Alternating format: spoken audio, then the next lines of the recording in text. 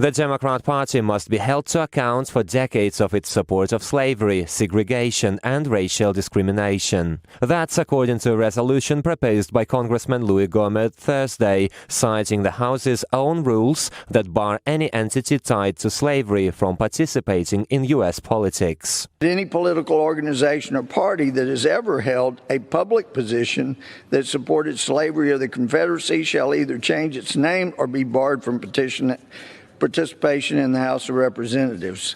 This effort paves the way to beating Democrats at their own game of identity politics amid ongoing national unrest and attacks on U.S. history. I don't care that much about statues. Gohmert points out the Democrat Party, founded in 1828, was leading an effort to expand and preserve slavery in North America and dominated slave states' politics at the time.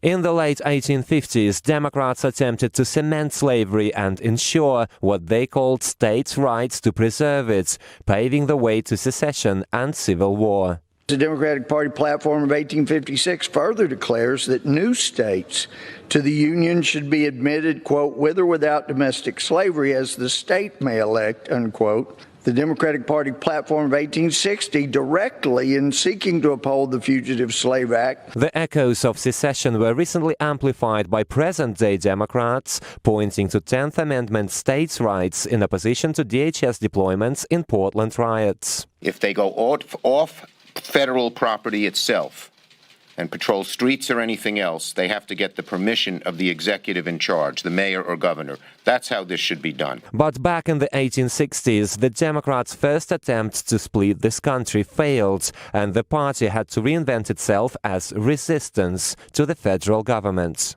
The 15th Amendment, giving freed slaves the right to vote, passed in 1870 with 100% Republican support and 0% Democratic support. Key staples of that resistance were the First and Second Ku Klux Klan, political machines such as Tammany Hall, and sweeping government corruption. All these, Gohmert says, were part of a Democrat effort to secure their role as a major U.S. party, even if it comes at the expense of civil rights. Democrats enacted and enforced Jim Crow laws and civil codes that forced segregation, restricted freedoms of black Americans in the United States. Leading the Democrats in their opposition to civil rights for African Americans was a member of the Democratic Party, Senator Robert Byrd from West Virginia, who was a known recruiter for the Ku Klux Klan. And the modern-day Democrat Party appears to uphold its legacy rooted in racism, division and disorder. Not only don't they want to give us the money for the wall,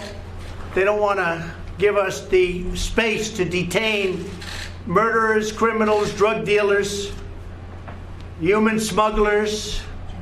How bad is that? Human smuggling. Gohmert's proposal sparked outrage among the far left, who responded with insults and irrelevant coronavirus claims online. The resolution to outlaw the Democrat Party is backed by 4 other Republican lawmakers and is now up for debate in the lower chamber.